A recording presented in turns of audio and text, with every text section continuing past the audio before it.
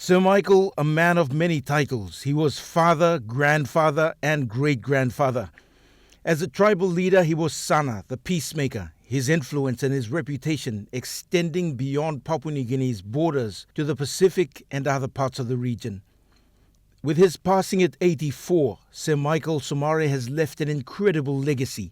49 years in politics, a total of 17 years as Prime Minister, spread out over 3 terms. The state of Papua New Guinea bestowed upon him the title of Grand Chief in later years, and ordinary Papua New Guineans called him the father of the nation, Papa and Tumbuna. From the earliest years of his leadership, his family had to share their father with the rest of Papua New Guinea. And just after midnight, the eldest of the Somare clan, Bertha, sent out a statement announcing their father's passing. She said Sir Michael was a loyal husband and father, and that they were endeared that many Papua New Guineans equally embraced Sir Michael as a father and grandfather. The Grand Chief was diagnosed with late-stage pancreatic cancer and was admitted to hospital on the 19th of February. Michael Somare was born in Rabaul, East New Britain on April 9, 1936. His father, Ludwig Somare, was one of the first policemen in the colonial territory. He attended high school in Finchafen, Morobe Province, and later went on to work as a teacher and broadcaster. During the 1960s, the young Michael Somare became increasingly dissatisfied with Australian colonial rule and the racial discrimination. He and other like-minded people began pushing for independence.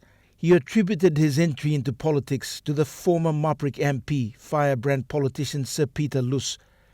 In 1972, during an era that saw a strong push for decolonization worldwide, Michael Somare was elected Chief Minister.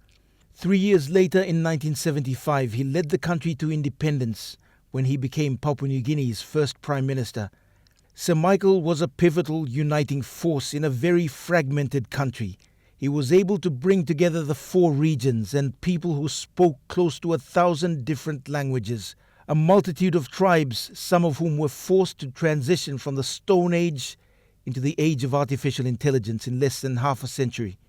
In politics, Sir Michael was a master tactician, highly skilled in managing volatile political landscapes on multiple fronts. He survived many instances of political turmoil and retired in 2017. As a regional leader, Sir Michael was the longest serving, in many instances seeing the sons of those he served with take on leadership reins.